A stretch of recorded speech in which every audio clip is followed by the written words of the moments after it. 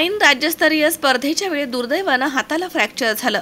मात्र 6 महिन्यात मात करून राज्य स्पर्धेमध्ये आपल्या संघाला सुवर्ण पदक मिळवून देण्यात मोठा वाटा उचललाय तो म्हणजे जिम्नॅस्टिकपटू ओजस गीतेश दळवी यानं। गजानन हॉस्पिटलचे डॉक्टर गीतेश दळवी आणि डॉक्टर रश्मी दळवी यांचा मुलगा ओजस दळवी याच्याकडे छत्रपती संभाजीनगरचा उगवता जिम्नॅस्टिकपटू म्हणून पाहिलं जात आहे। वयाच्या अवघ्या 2 वर्षांपासून त्यानं जिम्नॅस्टिकला सुरुवात केली। आई डॉक्टर रश्मी रोज त्याला ग्राउंडवरती घेऊन जात असे। त्यांच्या प्रयत्नांचं फलित म्हणजे आर्टिस्टिक प्रकारामध्ये ओजस उत्तम कामगिरी करतोय।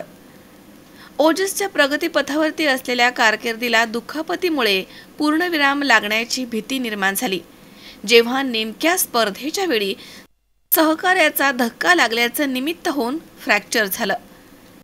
त्याही परिस्थितीमध्ये त्यानं स्पर्धा संपेपर्यंत हॉल सोडला नाही आणि आपल्या संघामधील सहकाऱ्यांना प्रोत्साहित केलं। हाताच्या दुखापतीवरती मात करताना त्याला वेदनांना सामोरं जावं लागलंय, त्यामुळे त्याच्या मनामध्ये काहीशी भीती देखील निर्माण झाली आणि या मानसिक स्थितीमधनं त्याला बाहेर काढण्यासाठी आई डॉक्टर रश्मी आणि वडील डॉक्टर गीतेश दळवी यांनी त्याला रोज ग्राउंडवरती नेण्यास सुरुवात केली। आपल्या सहकार्याने जिम्नॅस्टिक करताना पाहून ओजसच्या मनामधील भीती कमी झाली आणि हळूहळू त्यानं पुन्हा सराव सुरू केला।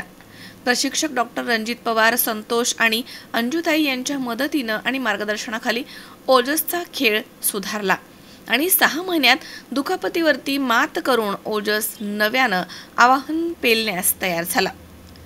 नुकत्याच झालेल्या राज्यस्तरीय स्पर्धेमध्ये ओजस बरोबर कुशल पाटील, रणवीर पवार आणि श्लोक असा संघ सहभागी झाला होता। ओजसनं ब्रांझ तर त्याच्या संघानं गोल्ड मिळवून छत्रपती संभाजीनगरला जिम्नॅस्टिकमध्ये राज्य पातळीवरती स्थान मिळवून दिले। दरम्यान मोठा खेळाडू बनावा हेच स्वप्न ओजसनं जिम्नॅस्टिकमध्ये उत्कृष्ट कामगिरी करत देश पातळीवरती खेळावं, त्यानं आंतरराष्ट्रीय पातळीवरती देशाचं प्रतिनिधित्व करावं तर आपल्याला अभिमानच वाटेल अशी इच्छा त्याचे आई बाबा म्हणजे डॉक्टर रश्मी आणि डॉक्टर गीतेश दळवी यांनी व्यक्त केली आहे।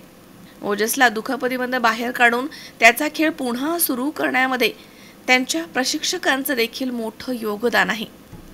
वृत्तसंकलन विभाग, C24 तास, छत्रपती संभाजीनगर।